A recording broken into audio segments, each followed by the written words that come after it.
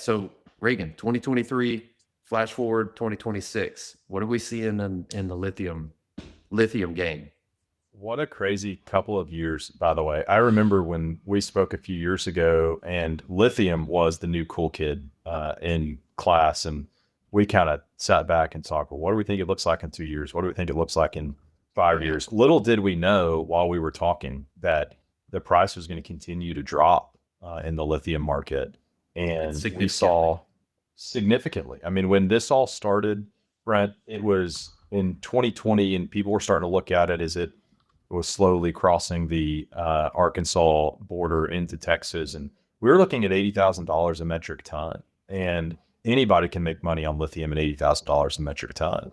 But when we were speaking, it had dropped to that $40,000 a metric ton range. And then it came all the way down. And we spent a large part of last year at $10,000 to $12,000 a metric ton.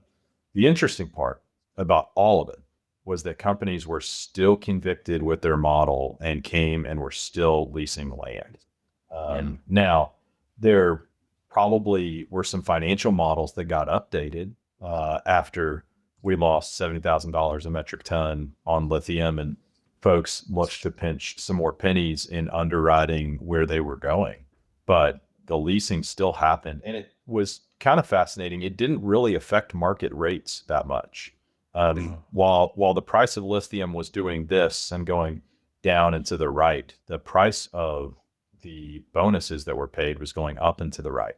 And that was due to a more sophisticated landowner.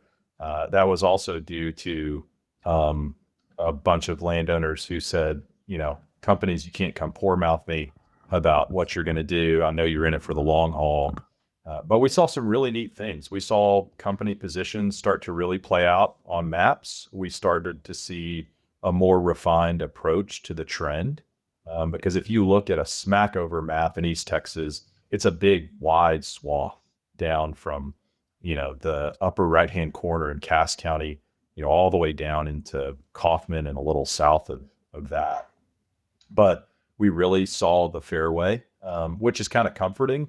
If you're looking at it from a development perspective, you see all these geologists get together and, they all seem to take the same approach, and you're like, all right, we're on trend. That's what's going on. What the playing field looks like. Yeah, exactly. So that was really neat to see. You're spot on with it, and it's not unexpected, I guess, for prices to increase, right? You had some pretty big names in the game. People started to show up. Obviously, everybody knows Exxon was there. You had your big players. There was a period of time where there was quite a bit of private equity interest in that. The obvious thing, the land grab. The turn and burn. And we ended up doing due diligence for a couple of those transactions. People would put together positions, and there were companies that were interested in diversifying their portfolio, especially some international companies wanted to get a little piece of that as part of their whole kind of supply chain strategy. So landowners get more sophisticated. The low hanging fruit is largely grabbed up, and you're going to see those prices increase. And just from the work that we're doing, they've stayed strong, stayed high. I guess a key thing as to why companies maybe stayed is these are long-term leases, right?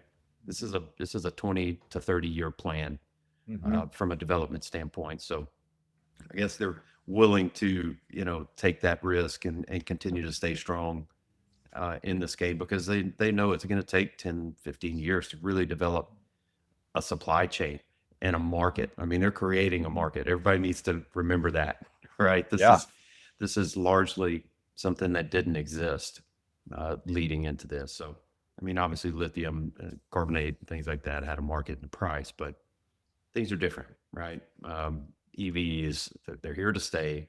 We've all seen how administrations can affect, lithium pricing and demand for EVs, and God knows what's going to come in, 2, 3, 4, 8 years.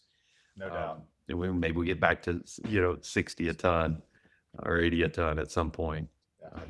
But like most things, probably going to settle somewhere in the middle. And so that's a pretty exciting development there. It will ultimately settle. And the thing that I remind clients about all the time, whether it's on the development side or on the landowner side, we have zero infrastructure in that Yeah. area of the state for something like this at the moment.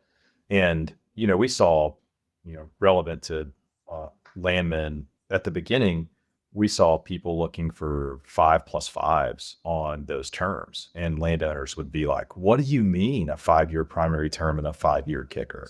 How could you ever, justify something like that?